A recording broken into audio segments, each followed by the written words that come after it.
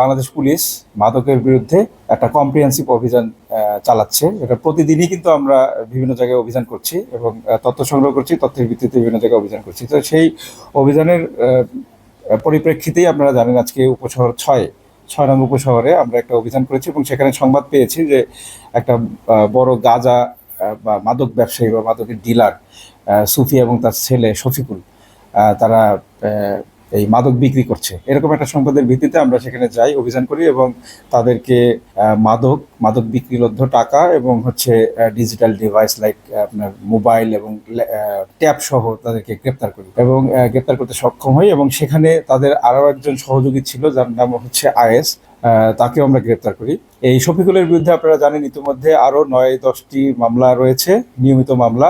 আর তার মা যে সুফিয়া, সে হচ্ছে দীর্ঘদিন ধরে মাদকের ব্যবসায়, আপনারা জানেন যে দিনাজপুরের এখন যদি র্যাঙ্কিং করা হয় টপ র্যাঙ্কিং একজন মাদক বিক্রেতা, সে ১-২ এর মধ্যে থাকবে এবং সে মাদক বিক্রির টাকা দিয়ে অনেক সম্পত্তি করেছে। আমাদের পুলিশ সুপার স্যারের দিক নির্দেশনায় আমরা তাকে গ্রেপ্তার করতে সক্ষম হয়েছি এবং প্রয়োজনীয় আইনানুগ ব্যবস্থার মাধ্যমে তাকে বিচারের আওতায় নিয়ে আসতে পারবো।